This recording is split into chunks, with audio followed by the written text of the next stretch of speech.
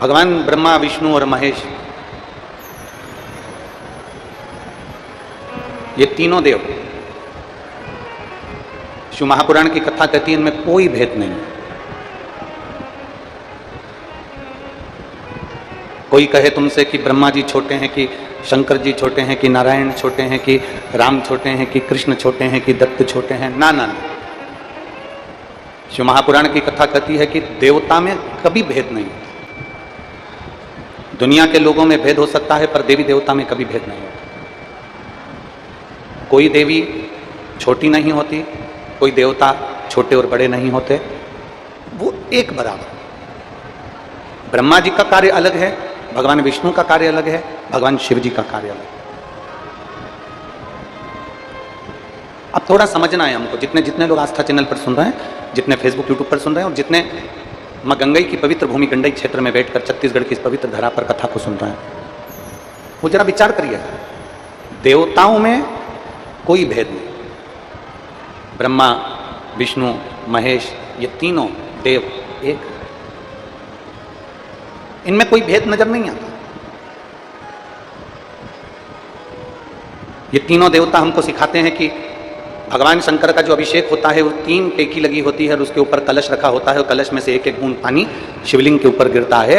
ये हमको बताते हैं कि ब्रह्मा, विष्णु और महेश, एक एक बूंद पानी जो पृथ्वी पर गिर रहा है, मतलब ये तीनों एक हैं, इनमें कोई भेद नहीं है।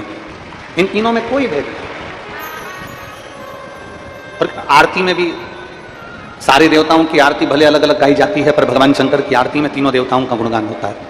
ब्रह्मा विष्णु सदा शिव जानत अविवेका, भोले जानत अविवेका, प्रणवक्षर के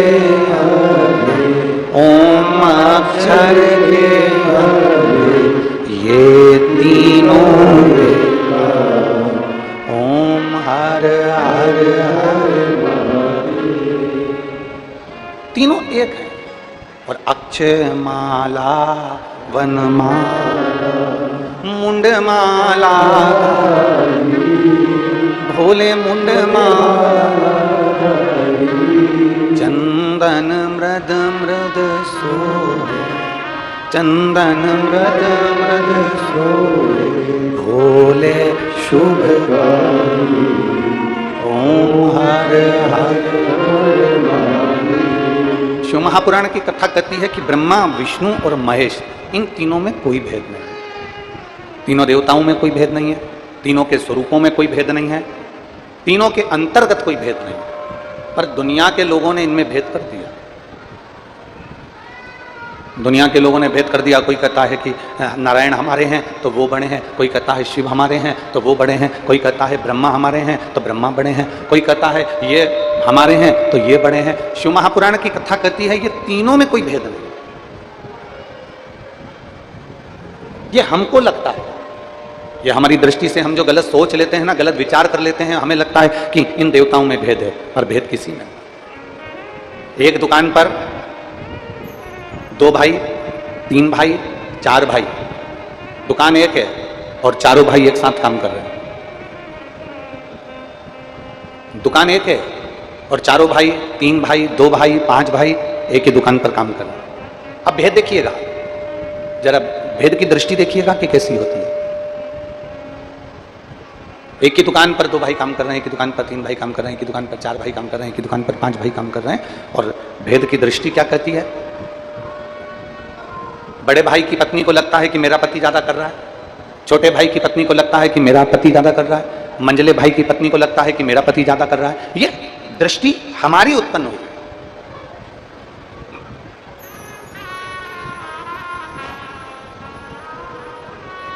मां अपने बच्चे को बराबर का दूध पिलाती है। जितना बड़े बेटे को पिलाएगी उतना छोटे को पिलाएगी, उतना मंझले को पिलाएगी, उतना संझले को पिलाएगी। मां अपने बच्चे को बराबर का दूध पिलाती है, माँ की दृष्टि में ये भेद नहीं रहता कि मैं बड़े को ज्यादा पिलाऊं कि छोटे को ज्यादा पिलाऊं। माँ को अपने बच्चे की सुरक्षा का ध्यान रखना होता है, इसलिए माँ उसको बराबर का दूध पिलाती है। उसी तरह परमात्मा में भेद नहीं होता। परमात्मा अपने बच्चों का ध्यान कैसे रखना है, संसार का ध्यान कैसे रखना है, जन्म लिए जीवों का ध्यान कैसे रखना है, जलचर थलचर वायुचर में ये जन्मे इन जीवों का कल्याण कैसे करना है, ये भगवान को ज्ञात होता है। इसलिए ब्रह्मा विष्णु और महेश में भेद नहीं है। बड़ी माँ को लग रहा है, बड़ी भाभी को लग रहा है मेरा पति ज्यादा कमाता है, छोटे को लग रहा है मेरा कमाता है, मंजिले को लग रहा है मेरा कमाता है, संजिले को लग रहा है मेरा कमाता है, सबकी पत्नी को ये लग रहा है कि मेरा पति दिन रात मेहनत करता है और वो कमाता है। छोटा वो तो बैठा रहता है, मंजिला वो तो बैठा रहता है, संजिला वो तो बैठा रहता है। तो ये हमारी दृष्टि का भेद है, इसको हमारी दृष्टि का भेद कहा गया। और दृष्टि के भेद में जब तक रहोगे ना तब तक परमात्मा नहीं मिल सकता। जिस दिन आपने सोच लिया कि कोई भी देवता, कई लोग कह देते हैं कि अगर तुम देवी जी को नहीं पूछोगे तो वो रुष्ट हो जाएगी, तुम ये वाले देवता को नहीं पूछोगे तो रुष्ट हो जाएगा, तुम वो वाले देवता को नहीं पूछोगे तो रुष्ट हो जाएगा। ये कई लोगों के मन में भाव जागृत रहता है, कई लोगों के मन में ये चलता रहता है कि ये रुष्ट हो जाएंगे वो रुष्ट हो जाएंगे। शिव महापुराण की कथा कहती है मां, पिता, परमात्मा और गुरु। जम के बोलो कौन कौन? पहले नंबर पर माता, दूसरे नंबर पर पिता, तीसरे नंबर पर परमात्मा, चौथे नंबर पर गुरु। माता, पिता, परमात्मा और गुरु अगर ये रुष्ट भी होते हैं ना तो अपने भक्त का कल्याण ही करते हैं, अपने भक्त का कल्याण ही करते हैं। माता अगर रुष्ट हुई है अपने बच्चे का कल्याण करेगी, पिता रुष्ट हुआ है अपने बच्चे का कल्याण करेगा, परमात्मा अगर रुष्ट हो गया तो वो भी अपने भक्त का कल्याण करते हैं, और गुरु अगर रुष्ट होते हैं तो वो भी अपने भक्त का कल्याण करते हैं।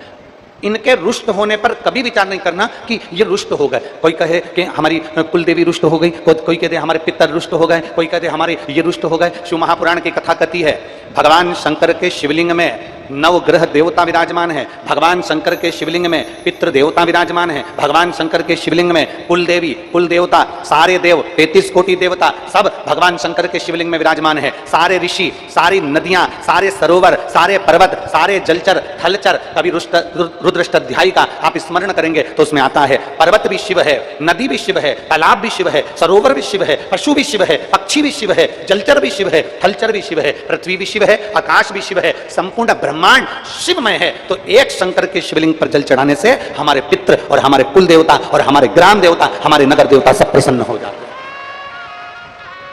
केवल एक देवादिदेव महादेव को जल चढ़ाने से, एक भगवान शंकर को जल चढ़ाने से सबकी प्रसन्नता हो जाती है, सबकी प्रसन्नता हो जाती है।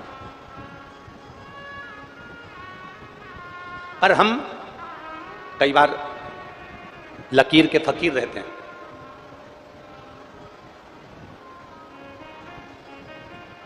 लकीर के फकीर। अब देखो थोड़ा समझना, मैं गंडई क्षेत्र के कलेक्टर महोदय को, यहाँ के कमिश्नर महोदय को, यहाँ के एसपी महोदय को, यहाँ के एसएसपी महोदय को, यहाँ के एसडीएम को, यहाँ के टीआई को, इस क्षेत्र में जितने पुलिस कांस्टेबल सेवा दे रहे हैं इन सभी को बहुत बहुत धन्यवाद देता हूँ, बहुत बहुत साधुवाद देता हूँ। अभी तक हमने जितनी कथा करी उस कथा में जाने आने के लिए बहुत सारी रोडें होती थी, कम से कम 10 रोड 12 रोड रास्ते होते थे।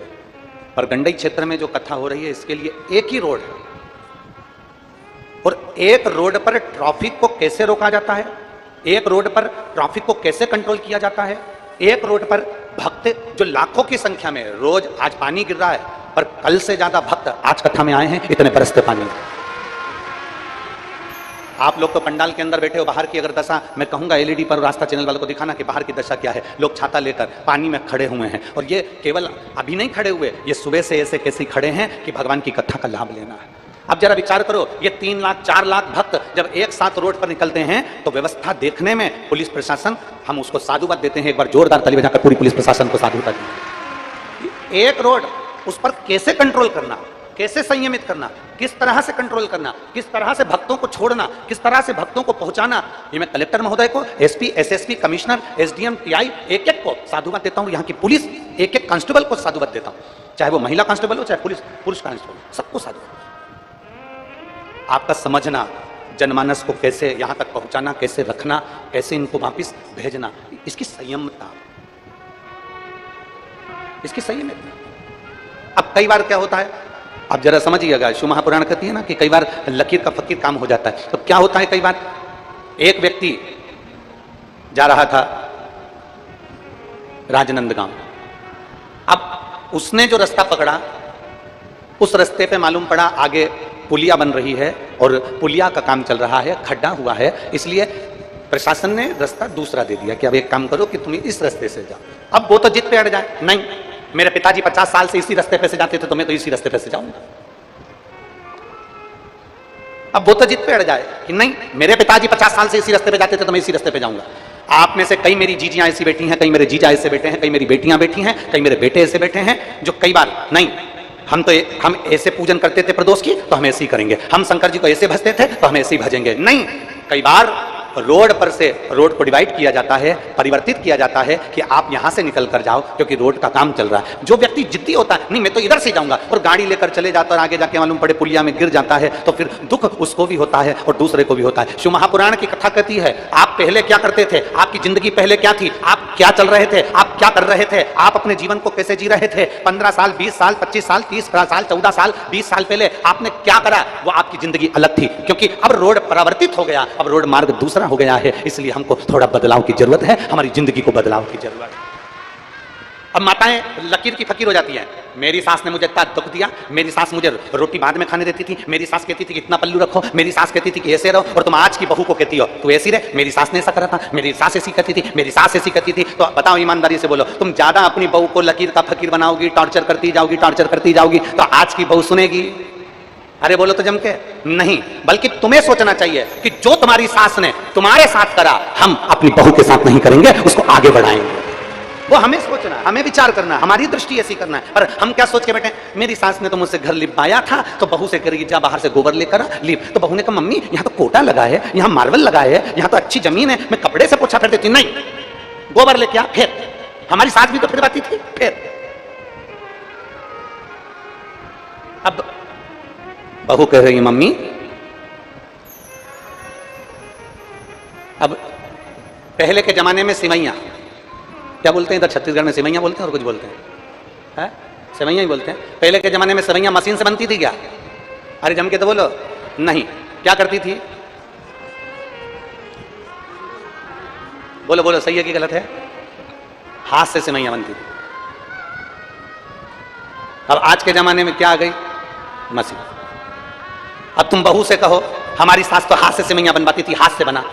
बहू के मम्मी मेरे पिताजी ने दहेज में सिवैया की मशीन दी है, बस इसमें लगाना है, और मैं उनसे कह दूंगी वो पलंग पे बैठ के ऐसे ऐसे घुमाते रहेंगे और मैं ऐसे ऐसे आटा उसमें ठूसती रहूंगी और नीचे से सिवैया निकलती रहेगी। नहीं, तू तो हाथ से बना। अब तुम लकीर के फकीर। एक सास ने अपनी बहू से कहा सुन, एक एक रोटी अच्छे से सेका कर, सुन एक एक दाना अच्छे से बीना कर, सुन एक एक समोसा अच्छे से तला कर, सुन एक एक कपड़े को अच्छे से धोया कर, सुन एक एक कोने की अच्छे से झाड़ू लगाया कर।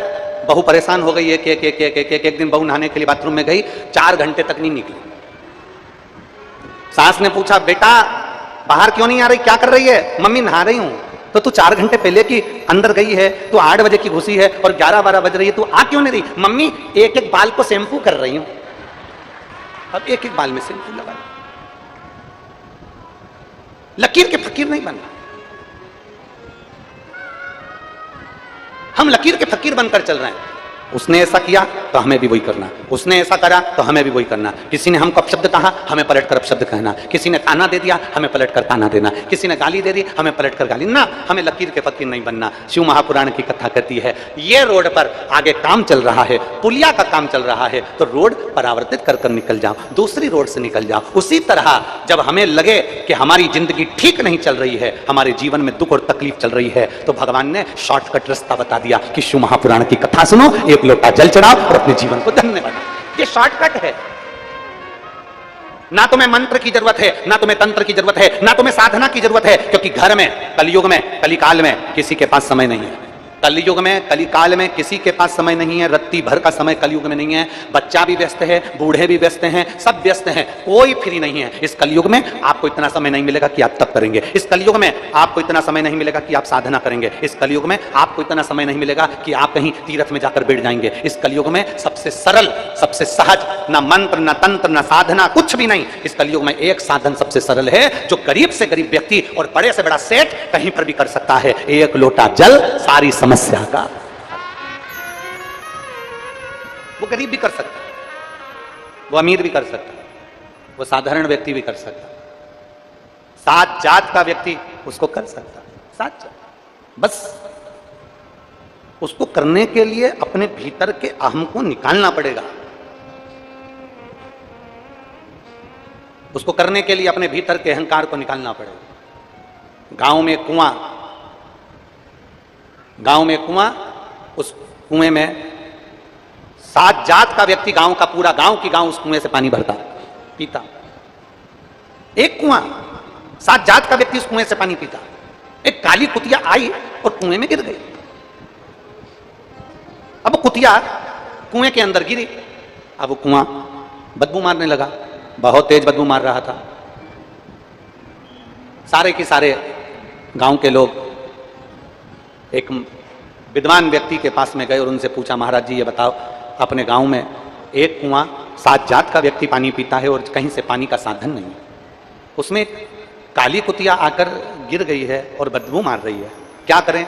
महाराज जी ने कहा एक काम करो, यज्ञ करवाओ, कुएं से बदबू चली जाए। यज्ञ करवाया, बदबू नहीं गई। फिर किसी ने कहा यहां भंडारा करवाओ, बदबू चली जाएगी। भंडारा करवाया, बदबू नहीं गई। फिर किसी ने कहा कन्या भोज कराओ, कन्या भोज कराया, बदबू नहीं गई। फिर किसी ने कहा भगवान की कथा करवाओ, कथा करवाई, बदबू नहीं गई। कुएं में से लगातार बदबू आती रही, आती रही, आती रही। गांव के लोगों ने सोच लिया, यज्ञ अनुष्ठान कथा भंडारा सब करके देख लिया, कुएं की बदबू नहीं गई। अब लगता है कि इस कुएं में किसी का श्राप लग गया, इस कुएं में किसी का श्राप लग गया। अब छोड़ो इस कुएं को, दूसरा कुआं बनाएंगे। गांव के लोगों ने विचार करा, थोड़े दिन बाद नया कुआं बनाएंगे। 15 दिन के बाद उसी गांव में एक संत आ गए। सारे गांव के लोग हाथ जोड़कर बोले, बाबा जी हमारे गांव में एक कुआं सात जात का आदमी पानी पीता है और उस कुएं में काली कलर की कुतिया आके गिर गई है, बदबू मार रही है। संत ने पूछा तुमने क्या करा? संत ने पूछा तुमने किया क्या? तो कहा हमने यज्ञ करवाया, अनुष्ठान करवाया, भंडारा करवाया, कन्या भोज करवाया, हमने सब कुछ करवाया, कथा करवाई, कुएं की बदबू नहीं गई? नहीं गई। इतने में संत ने पूछा तुमने कुएं में से कुतिया निकलवाई? कि बस महाराज हमने ये नहीं करवाया। अब विचार करो, कुएं में कुतिया पड़ी है, बदबू मार रही है, हमने यज्ञ करवा लिया, अनुष्ठान करवा लिया, भंडारा करवा लिया, कन्या भोज करवा लिया, यज्ञ करवाया, कथा करवाई, पर कुएं में से कुतिया नहीं निकलवाई। संत ने कहा कुएं में से कुतिया निकालकर फेंक देते, पूरे पानी को उलीस देते, दूसरा पानी आना चालू होता, कुएं में से बदबू आना बंद हो जाती। शिव महापुराण की कथा कहती है जब तक ये मन रूपी कुएं में अहंकार रूपी कुतिया पड़ी रहेगी तब तक मेरा मेरा नजर आएगा। जिस दिन ये कुतिया निकल गई भोलेनाथ सब तेरा नजर आएगा। ये अहंकार, ये अभिमान जब तक हमारे भीतर है तब तक हमको लगता है कि मैं जो कर रहा हूं बहुत अच्छा कर रहा हूं, मैं जो कर रही हूं बहुत अच्छा कर रही हूं, मेरे बराबर दुनिया में कोई नहीं कर सकता, मेरे बराबर संसार में कोई नहीं कर सकता। और शिव महापुराण की कथा कहती है अरे मत बुरे कर्म कर बंदे वरना पछताएगा, भगवान की आंखों से तू बच नहीं पाएगा, तू बच नहीं पाएगा। अरे ओ अज्ञानी मत कर नादानी, अरे ओ अज्ञानी मत कर नादानी, तेरे कर्म का फल भी तू ही पाएगा, जैसा किया तूने तेरे आगे आएगा। मत बुरे कर्म कर बंदे वरना पछताएगा, भगवान की आंखों से तू बच नहीं पाएगा, तू बच नहीं पाएगा। हम लकीर के फकीर ना बन। हमारी सास ऐसे करती थी तो हमें वैसे ही करना। मंदिर में गए तो आंख बंद करके बैठ गए, किसी को बैठा देखा तो तुम भी बैठ गए, तुम्हारा मन नहीं लग रहा है, तुम्हारा चित्त नहीं लगा।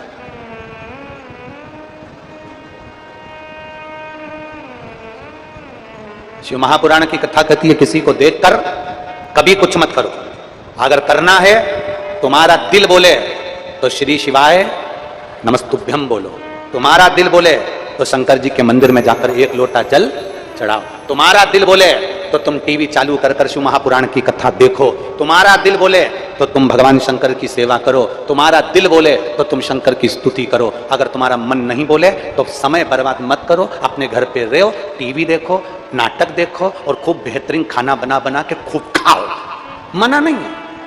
दिल करे तो कथा में जाओ, मन करे तो टीवी खोलकर कथा देखो, दिल करे तो भगवान शंकर के मंदिर जाओ, दिल करे तो शिव की स्तुति गाओ, दिल करे तो शंकर को एक लोटा जल चढ़ाओ। जबरदस्ती नहीं है, किसी के ऊपर कभी हमने प्रेशर नहीं दिया। आज तक इस व्यासपीठ से हमने किसी को प्रेशर नहीं दिया कि तुम्हें मंत्र बोलना ही पड़ेगा, श्री शिवाय नमस्तुभ्यम बोलना ही पड़ेगा, तुमको ये करना ही पड़ेगा, तुमको मंदिर जाना ही पड़ेगा। हमने इस व्यासपीठ से आज तक किसी पर प्रेशर नहीं दिया। तुम्हारा दिल करे, जिस दिन सारे जमाने की ठोकर खाया हो, सारी दुनिया के हाथ जोड़कर देख लो, सारी दुनिया की ठोकर खाकर आ जाओ और तो भी तुम्हारा काम ना हो, उसके बाद मेरे शंकर के मंदिर में जाना चालू कर देना, फिर बताएं कि बाबा तुम्हारा हाथ पकड़ता है कि नहीं पकड़ता। इतना तो जरूर कहा कि सारे जमाने की ठोकर खाया, सारी दुनिया के हाथ पर जोड़ लो, सबसे विनती कर लो, ए भैया मेरा काम, भैया एक पत्र है, पत्र में उसने लिखा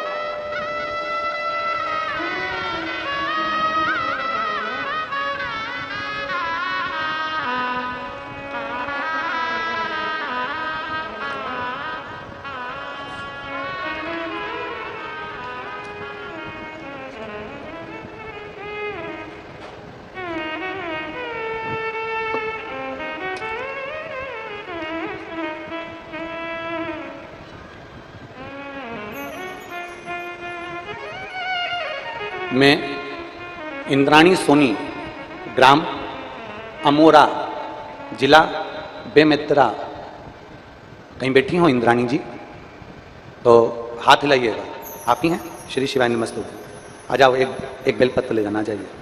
बेटा आया है क्या आपका? नहीं आया, आ जाइए। मैं इंद्राणी सोनी, ग्राम अमोरा, जिला बेमेतरा से। एक लोटे जल का मैं क्या वर्णन करूं गुरुदेव। मेरा पुत्र राहुल सोनी नौकरी के लिए बहुत सालों से प्रयास कर रहा था पर उसकी नौकरी नहीं लगी। वो मुझसे कहता है माँ मेरी पत्रिका दिखाओ, हमने ज्योतिषियों को पत्रिका दिखाई, उन्होंने कह दिया इसकी सरकारी नौकरी के योग नहीं है, इसकी सरकारी नौकरी के योग नहीं है, इसकी कभी नौकरी नहीं लगेगा, ये हमारे को ज्योतिषियों ने बताया। फिर मेरा बेटा भी हार गया और उसने सोच लिया मैं कोई परीक्षा नहीं दूंगा, क्योंकि हर परीक्षा में मैं असफल हो रहा था।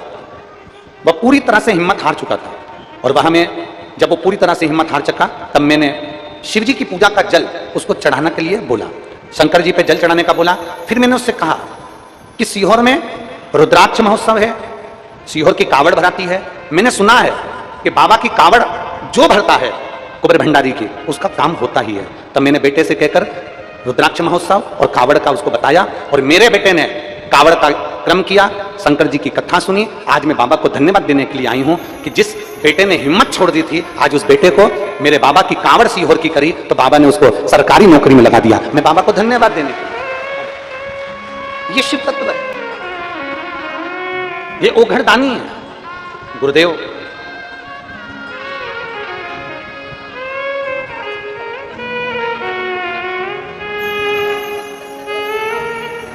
दीदी कह रही हैं जब उसने फॉर्म भरा तो एक नौकरी नहीं, बाबा ने उसको 2 नौकरी दी और ये शिव कृपा।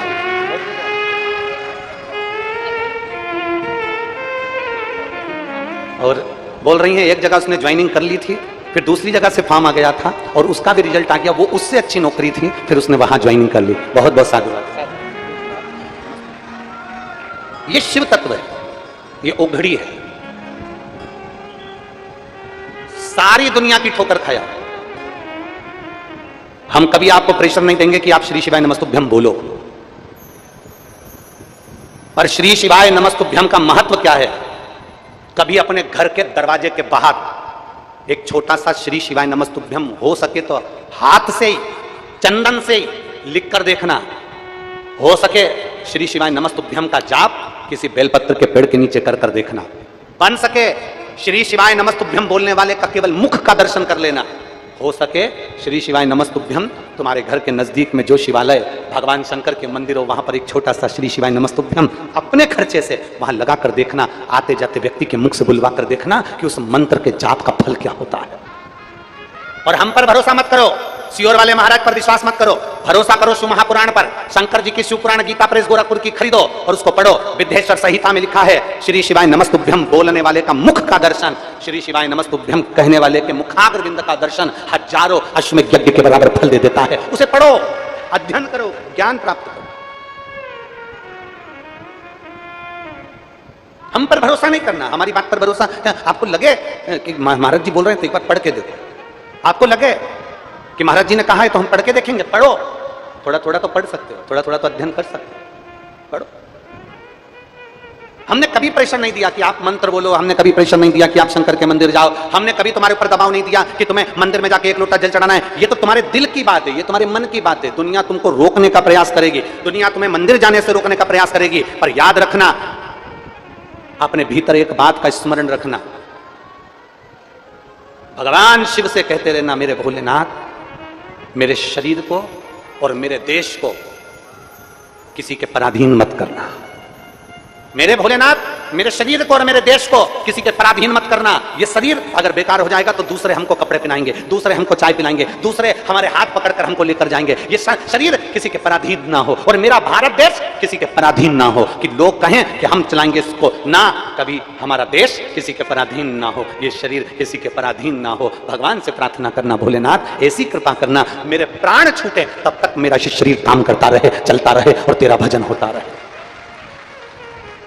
दुनिया ठोकर दे दे, दुनिया धक्का मार दे, दुनिया अपशब्द कह दे, जब आखिरी में डॉक्टर भी कह दे कि अब मेरे पास इसका इलाज नहीं, अब तो वो जाने, तब आखिरी में उस परमात्मा के पास जाना। एक पत्र देखिए,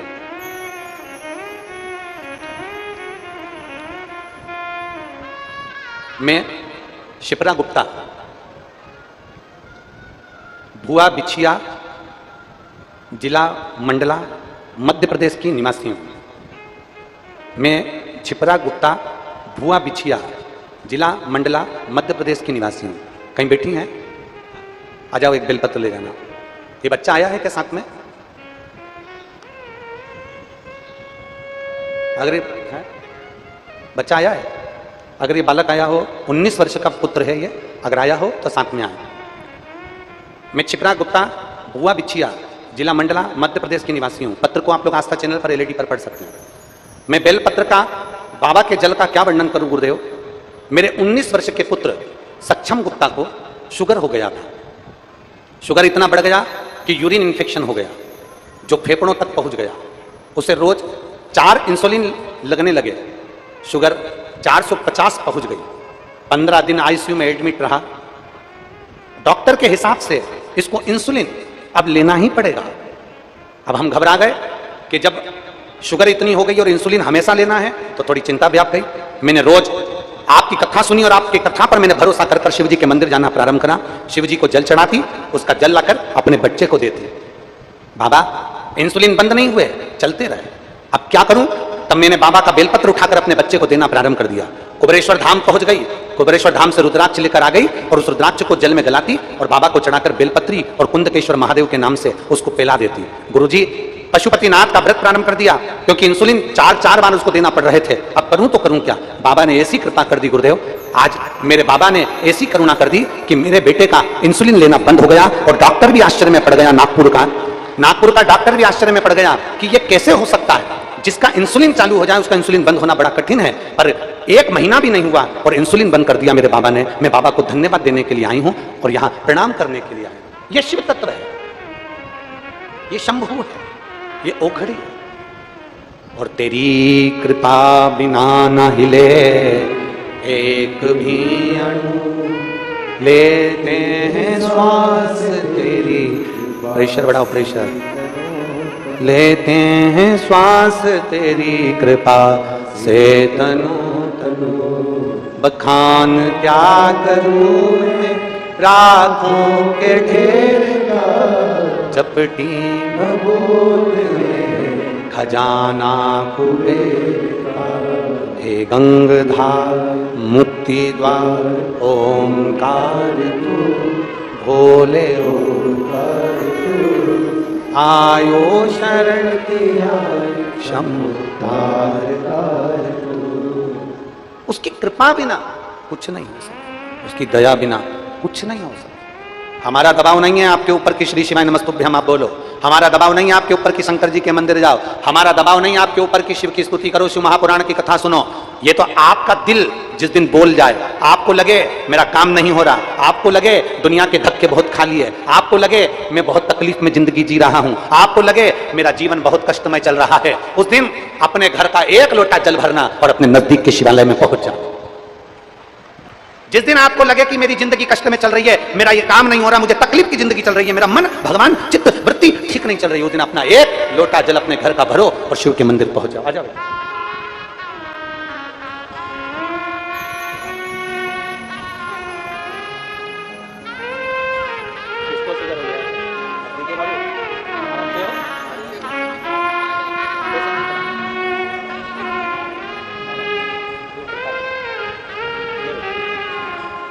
तो ठीक हो गया बाबू, अब क्या बोलना आपको बाबा ठीक है।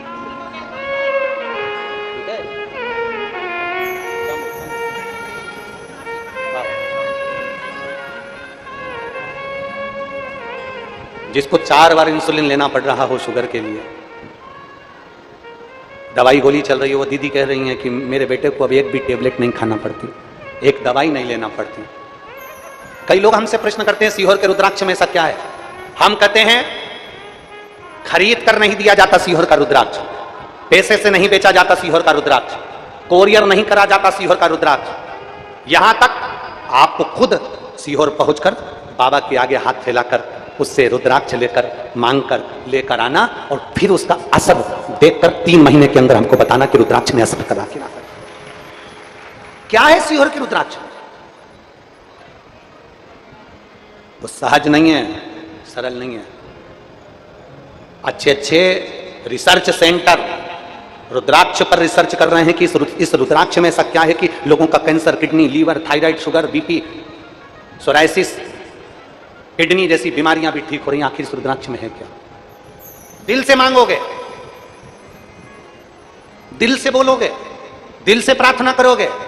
कंकर शंकर की पूजन कुबेरेश्वर धाम की धरा पर पहुंचकर जब तुम कंकर को बीन कर उसकी पूजन करते हो, दिल से जब प्रार्थना कर कर जाते हो, मेरे बाबा ऐसा है कि 3 महीने तक बैग मत खोलना, 3 महीने में उसी बैग को लेकर मेरा कुबेर भंडारी वापस बुला लेता है। ये उसकी कृपा है, ये उसकी उदारता, ये उसकी दया है।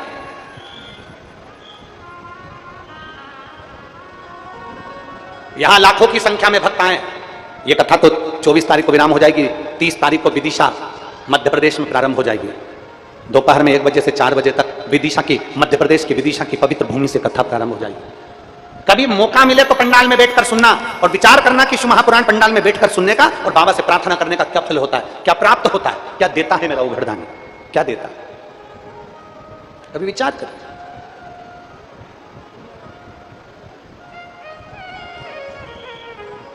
दिल कर जाए जिस दिन तुम्हारा, उस दिन शंकर के पास पहुंच जाओ।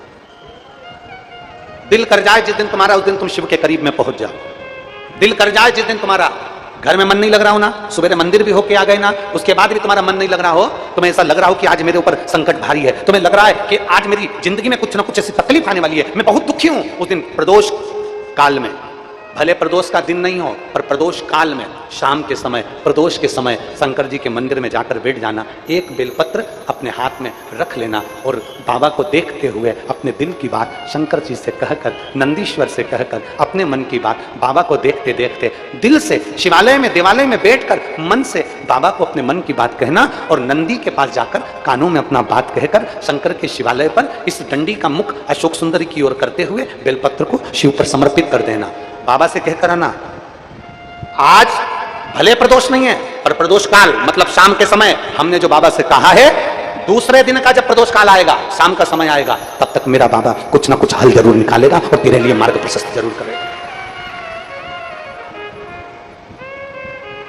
सीहोर की जो कावड़ है 17 अगस्त को शनिवार के दिन, इसलिए हमने प्रदोष के दिन की रखी कि सुबह से लेकर रात्रि तक भी अगर कोई कावड़ को भर रहा है, कावड़ चढ़ा रहा है, कावड़ का आनंद ले रहा है, तो उसके दिल की बात मेरा कुबेर भंडारी सुने।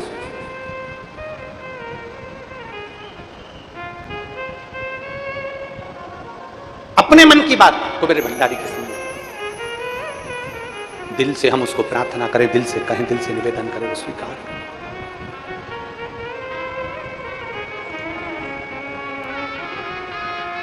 और महाराज वो कहते हैं ना, बड़ी दूर किनारा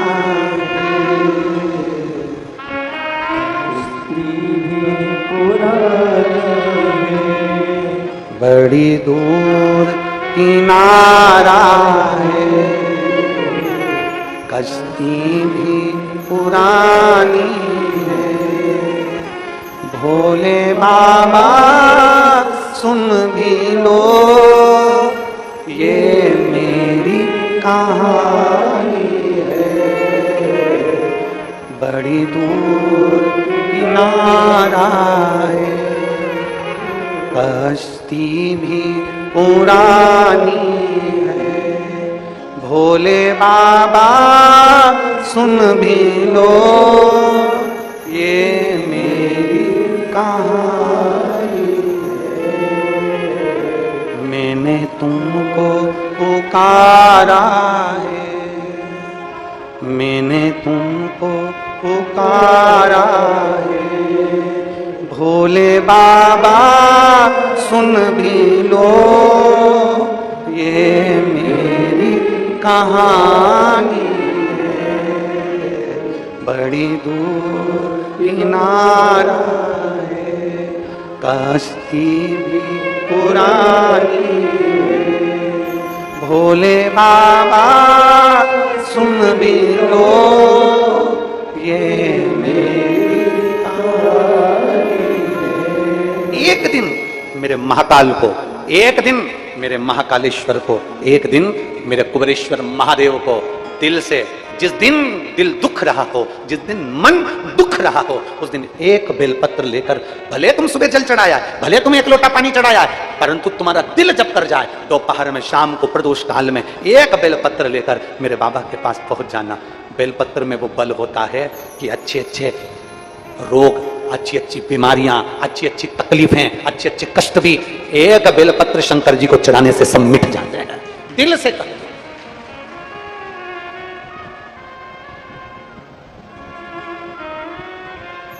मेरे बाबा सुन भी लो ये मेरी कहानी है। भगवान शिव से अपने मन की बात कहते हुए उसको दिल से एक बेलपत्र बाबा को अपने मन से कहना, बाबा बड़ी आस लगा कर आई हूं, आज बड़ा दिल दुख रहा है, बड़ा तकलीफ है, बड़ा कष्ट है, तू संभालना। तेरे ब्रह्मलोक के देवता ब्रह्मा जी हैं, वैकुंठ लोक के देवता भगवान विष्णु हैं, और पृथ्वी का देवता मेरा देवाधिदेव महादेव है। पृथ्वी के देव हैं देवाधिदेव महादेव।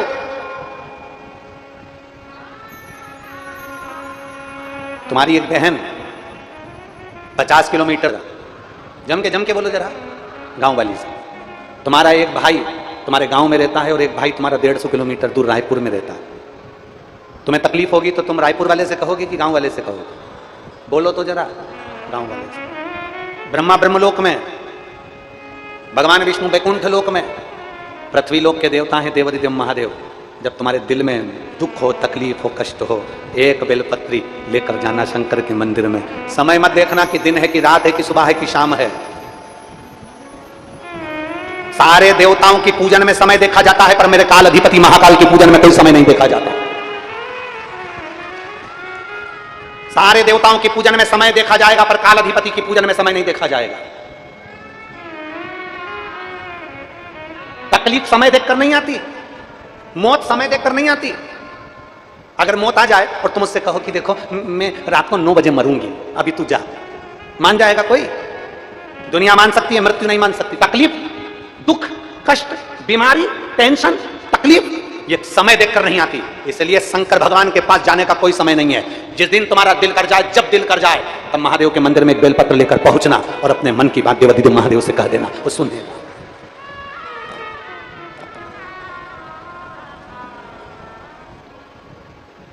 जिस दिन तुम्हारा मन कर जाए, जिस दिन तुम्हारा दिल कर जाए, जिस दिन तुम्हारा चित्त कर जाए, जिस दिन तुम्हारा हृदय कह जाए कि आज मेरे को बाबा से बात करना है, मुझे मेरे बाबा से बोलना है, करो करो, रोज रोज थोड़ी थोड़ी बात अपने अपने भोलेनाथ जी से करो। आप में से कितने लोग हैं जो शंकर जी के मंदिर में रोज बाबा से अपने दिल की बात कहकर आते हो? कहां करो? अपने बाप से नहीं कहोगे, अपने पिता से नहीं कहोगे तो किससे कहोगे? बेटी को ससुराल में तकलीफ होती है तो मायके में जाकर अपने पिता से कहती है, और संसार के लोगों को जब तकलीफ होती है तो महाकाल से कही जाती है, मेरे भोलेनाथ से कही जाती है, मेरे शंभू से कही जाती है। उसे कहो, मेरे बाबा सुन भी ये मेरी कहानी बड़ी दूर किनारा है, कश्ती भी पुरानी है, भोले बाबा सुन भी लो ये मेरी कहानी है, मैंने तुमको पुकारा है, मैंने तुमको पुकारा है, भोले बाबा सुन भी लो ये मेरी कहानी है। दिल से, बाबा से, मन से अपने हृदय की बात कहकर जब आप शिव के द्वार पर जाओगे, उसके पास बैठोगे, उससे बात करोगे, वो सुन लेगा, सुनेगा।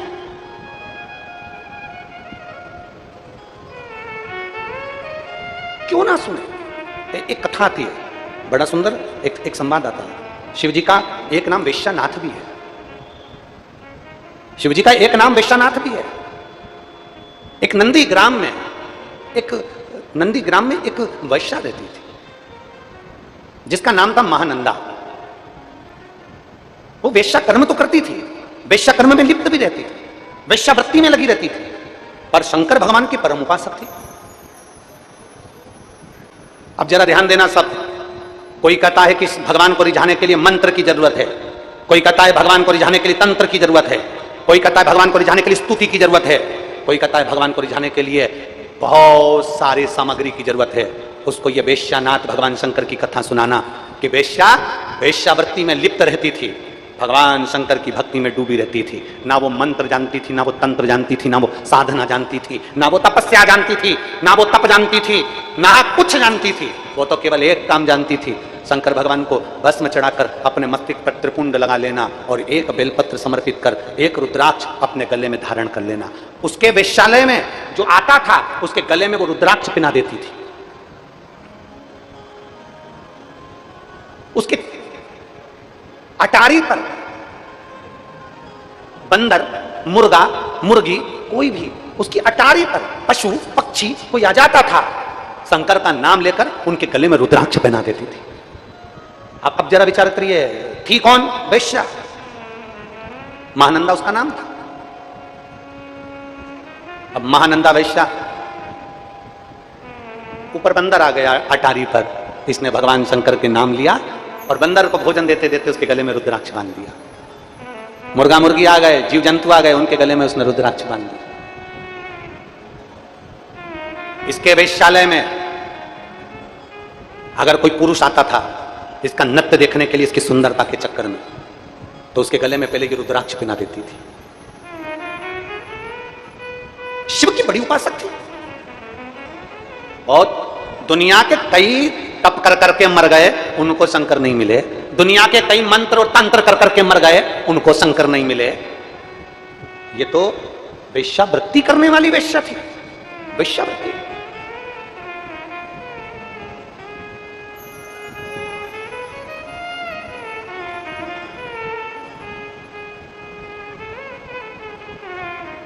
कई लोग कहते हैं, उंगली उठाने वाले कह देते हैं,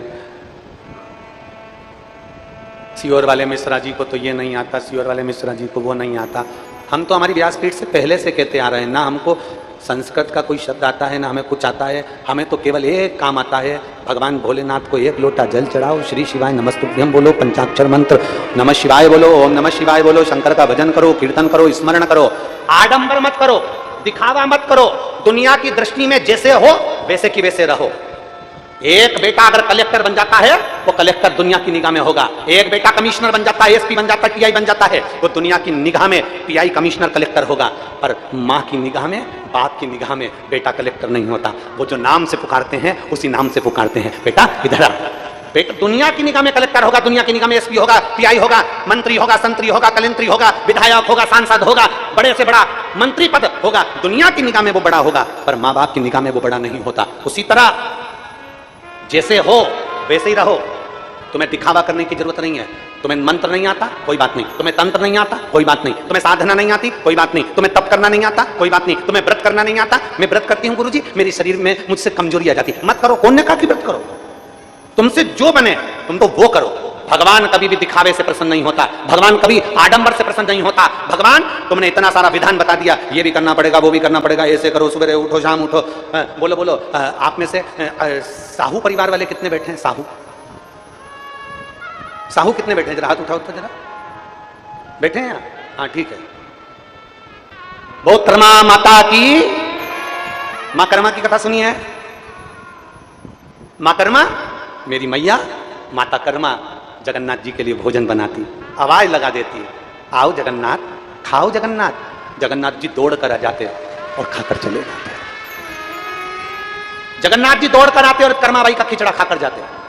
एक दिन एक संत ने कर्माबाई से कह दिया कि कर्मा माँ भूख लगी है। कर्माबाई अंदर से खिचड़ा लाकर दे दी। संत ने कहा तुमने स्नान किया, तुमने पूजन पाठ करी, तुमने संध्या वंदन किया, तुमने मंत्र जाप किया, तुमने नाम जाप किया? कर्माबाई ने कह दिया नहीं, मैं तो मेरे जगदीश के लिए भोजन बनाने के लिए रख देती हूँ, मेरा जगन्नाथ आता है खाकर चले जाता है। कर्माबाई के खिचड़े को संत ने नीचे डाल दिया। डालते सही संत तो चले गए, संत चले गए। और कर्माबाई ने पूछा मुझे क्या करना चाहिए? संत ने कहा सुबह उठो, संध्या वंदन करो, स्नान करो, ये करो, वो करो, पूरा पूजन का विधान बता दिया। कर्माबाई पूजन के विधान में ऐसी जुड़ गई, ऐसी पूजन में लग गई कि दोपहर ही हो गई और भगवान का खिचड़ा नहीं बना। जगन्नाथ जी 4 बार कर्माबाई के घर आ गए, चले गए। खिचड़ी बनी नहीं बनी, खिचड़ी बनी नहीं बना, खिचड़ा बना नहीं बना, वापिस चले गए। जगन्नाथ जी वापिस गए। दोपहर में 3 बजे कर्माबाई की खिचड़ी तैयार हुई। जगन्नाथ स्वामी आ गए, आओ जगन्नाथ, खाओ जगन्नाथ। कर्माबाई के पास में जो जगन्नाथ जी आए, कर्मा से पूछा माँ कर्मा, ओ माँ कर्मा।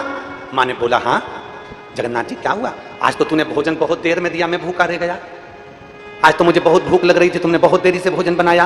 कर्माबाई बोली एक संत आए थे, उन्होंने कहा था सवेरे ऐसे भोजन मत बनाया करो, पहले नहाकर संध्या वंदन पूजन अर्चन ये वो सब करो, उसके बाद भोजन बनाओ। तो मैंने वैसे ही किया। जगन्नाथ जी बोले अब खिचड़ी तो मैं बाद में खाऊंगा, पहले बता संत कहां गया, पहले मुझे बता संत कहां गया। कर्माबाई बोली संत इधर गया। जगन्नाथ जी पीछे से गए, एक धर के संत की पीठ पर दिया, संत चित्ता पड़ा था।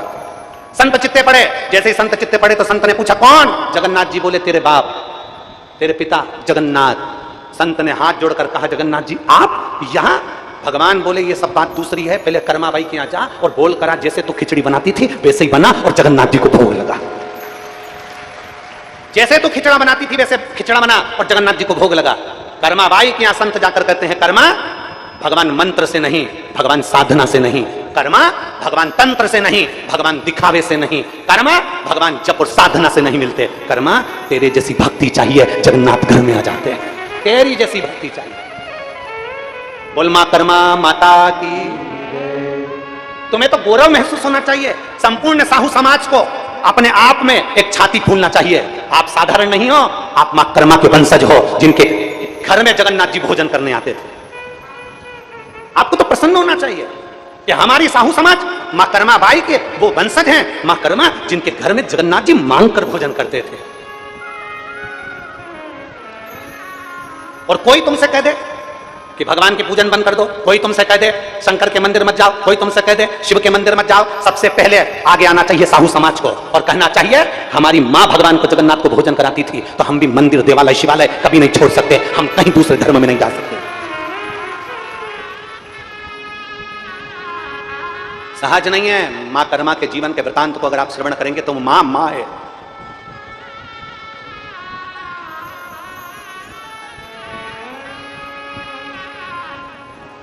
सहजता नहीं।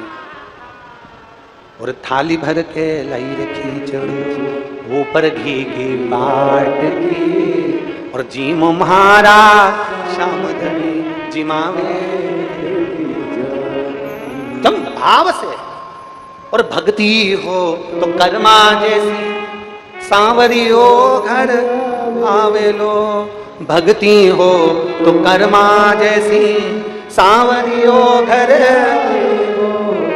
और सोहन लाल लोहाकर प्रभु को हर्ष हर्ष गुण गावेलो, सोहन लाल लोहाकर प्रभु को हर्ष हर्ष गुण गावेलो। और साचो प्रेम प्रभु में हो तो, साचो प्रेम प्रभु में हो तो मूरत बोले काट की।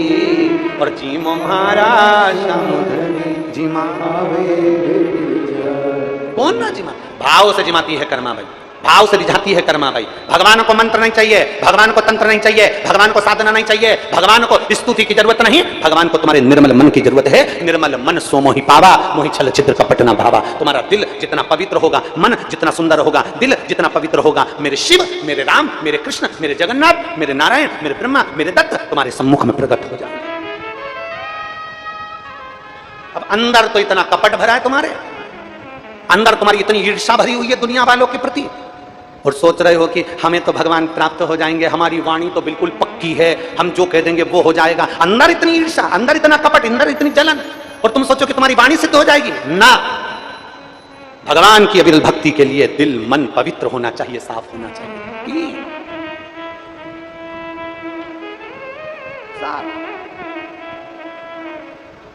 और साचो प्रेम प्रभु में हो तो, अरे साचो प्रेम प्रभु में हो तो, अरे मूरत बोले काट की। और जीमो महाराज ये भीतर की भक्ति है, ये भीतर का विश्वास है, ये भीतर की श्रद्धा है, भीतर की भक्ति, भीतर का विश्वास, भीतर की श्रद्धा, यह हमारे भीतर।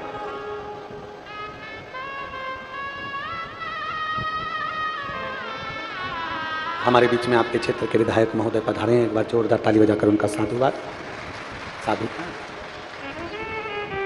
एक भीतर का विश्वास, भीतर की भक्ति, श्रद्धा। आमंत्रित करता हूं मैं विधायक जी को, आ जाइए, आ जाओ एक बार, व्यासपीठ को नमन कर लो। हमारे भीतर का विश्वास, हमारे भीतर की भक्ति, हमारे भीतर की दृढ़ता हमारे शंकर को हमारे करीब में लेकर आ जाती है।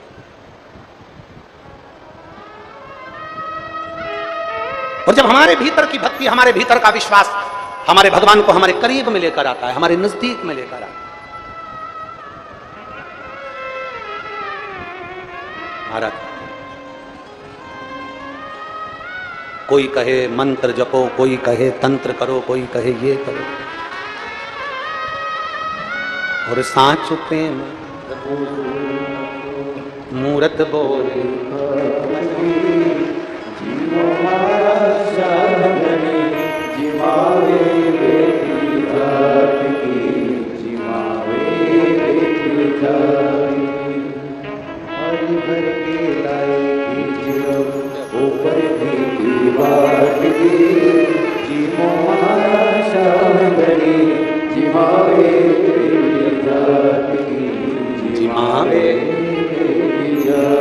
हमारे बीच में साझा विधायक ईश्वर साहू जी आए हैं, एक बार जोरदार ताली बजाकर उनका साधु का शिव तत्व की प्राप्ति। आइए बेटे,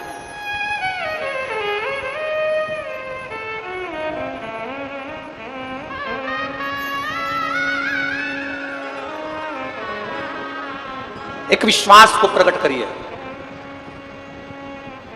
एक भरोसे को दृढ़ करिए, और जिस दिन तुम्हारा विश्वास और तुम्हारा भरोसा दृढ़ हो जाएगा, उस दिन परमात्मा को मिलने में देरी नहीं लगेगी। विश्वास, भरोसा।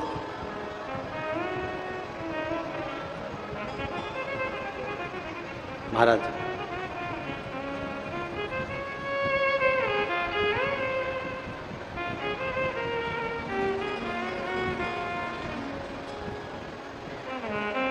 शिव को पुकारने के लिए भगवान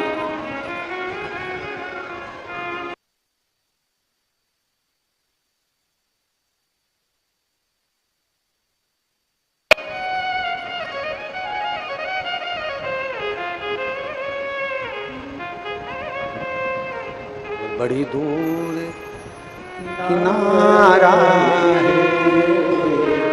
कश्ती भी पुरानी है, भोले बाबा सुन भी लो ये मेरी कहानी है।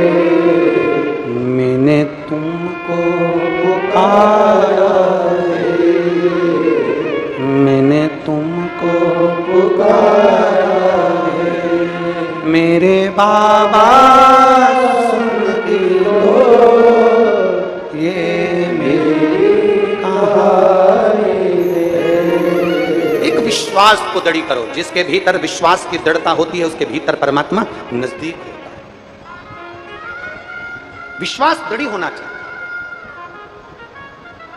अब महानंदा वैश्या अटारी पर बाना रह जाता, उसके गले में भोजन कराते कराते रुद्राक्ष बांध देती। कोई मुर्गा मुर्गी आ जाता, उसके गले में रुद्राक्ष बांध देती। कोई जीव जंतु आ जाता, उसके गले में रुद्राक्ष बांध देती। कोई वेश्या के घर में कोई पुरुष उसकी सुंदरता के लिए, उसके नृत्य के चक्कर में, उसके चक्कर में आता तो उसके गले में रुद्राक्ष बांध देती।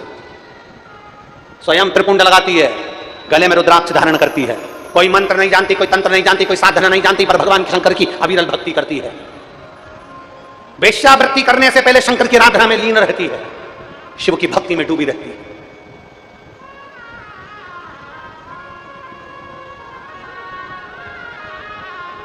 वेश्यालय में कोई अगर आ भी जाता है ना तो भगवान शिव की पहले स्तुति गाकर सुनाती है, पहले स्तुति गाकर सुनाती है।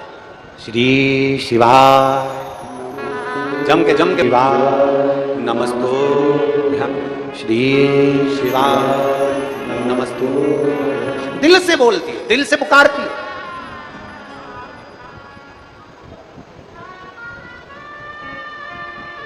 अब शिव शिव है, उगड़दानी उगड़दानी है, शंकर शंकर है। मेरे बाबा परीक्षा बहुत लेते हैं, और कितनी भी परीक्षा की घड़ी आ जाए, दुनिया के लोग चाहे कुछ भी कहें, समझ लेना कि मेरा शंकर परीक्षा ले रहा है, और उस परीक्षा को वो ले रहा है तो पास भी वही करेगा, चिंता करने की जरूरत नहीं, पास भी वही करेगा। क्यों टेंशन लेना।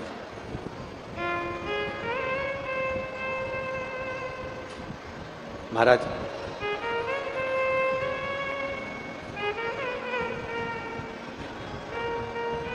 आप तो उसके दास से भाव में रहिए, आप तो उसकी सेवा के भाव में रहिए। और मैं तो बन जाती रे दासी, शिव शंकर डमरू वाले की, मैं तो बन जाती रे दासी, वो काशी डमरू वाले की, मैं तो बन जाती रे दासी, काशी डमरू, मैं तो बन जाती रे दासी, वो काशी डमरू वाले की, मैं तो बन जाती रे दासी। सब गाइए। वो काशी डमरू वाले की, वो काशी डमरू वाले की, काशी डमरू वाले की, वो काशी डमरू वाले की, वो काशी डमरू वाले की, वो काशी डमरू वाले की, काशी डमरू वाले की, वो काशी डमरू वाले की, मैं तो बन जाती रे दासी, वो काशी डमरू वाले की, मैं तो बन जाती रे दासी, काशी डमरू वाले। शंभो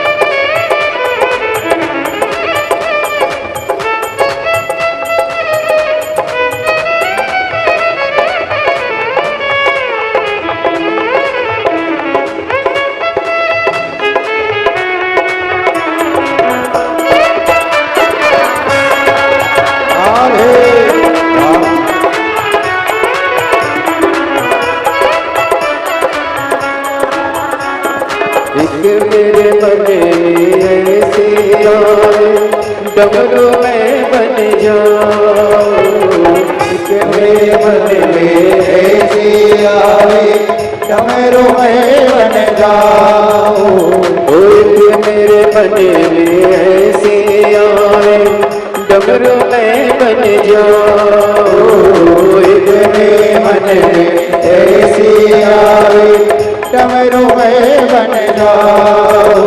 हाथों में रखी रहती शिव शंकर डमरू वाले की, हाथों में रखी रहती शिव शंकर डमरू वाले को।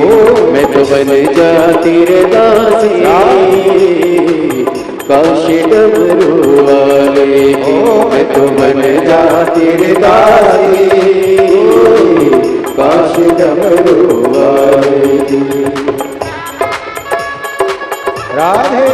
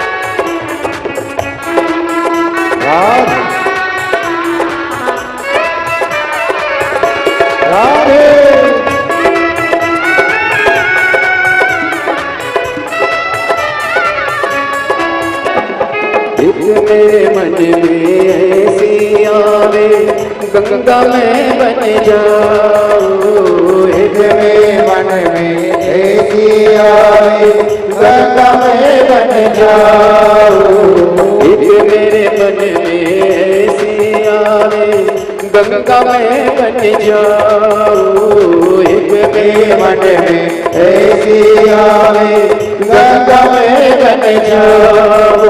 मस्तक पे चढ़ी रहती शिव शंकर डमरू वाले की, मस्तक पे चढ़ी रहती शिव शंकर डमरू वाले की। मैं तो बन जाती रे दासी हो काशी डमरू वाले की, मैं तो बन जाती रे दासी हो काशी डमरू वाले की। काशी डमरू वाले की, हाँ काशी डमरू वाले की, काशी डमरू वाले की, काशी डमरू वाले की। मैं तो जाती रे दासी काशी डमरू वाले की, मैं तो जाती रे दासी काशी डमरू वाले की। एक मेरे मन में ऐसी आवे गंगा में बन जाऊं, मेरे मन में ऐसी आवे गंगा में बन जाऊं, एक मेरे मन में ऐसी आवे गंगा में बन जाऊं, मेरे मन में ऐसी आवे गंगा में बन जाऊं। मस्तक पे चढ़ी रहती शिव काशी डमरू वाले, मस्तक पे चढ़ी रहती काशी डमरू वाले। मैं तो बन जाती रे दासी शिव काशी डमरू वाले, मैं तो बन जाती रे दासी काशी डमरू वाले।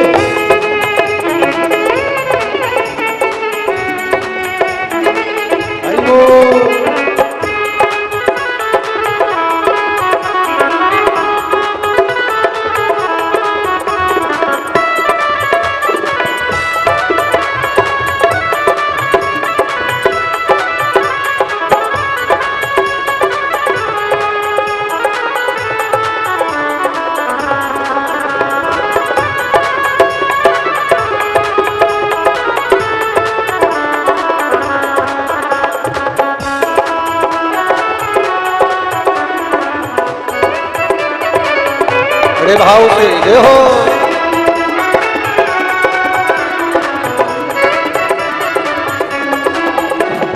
एक मेरे मन में ऐसी आवे दोरा में बन जाऊं, मेरे मन में ऐसी आवे गोरा में बन जाओ। एक मेरे मन में ऐसी आवे गौरा में बन जाऊं, मेरे मन में ऐसी आवे गोरा में बन जाओ। हृदय में बसी रहती शिव शंकर डमरू वाले के, हृदय में बसी रहती शिव शंकर डमरू वाले। मैं तो बन जाती रे दासी शिव काशी डमरू वाले की, मैं तो बन जाती रे दासी मैं तो बन जाती रे दासी काशी डमरू वाले, मैं तो बन जाती रे दासी काशी डमरू वाले। शिव काशी डमरू वाले की, शिव काशी डमरू वाले। हार हार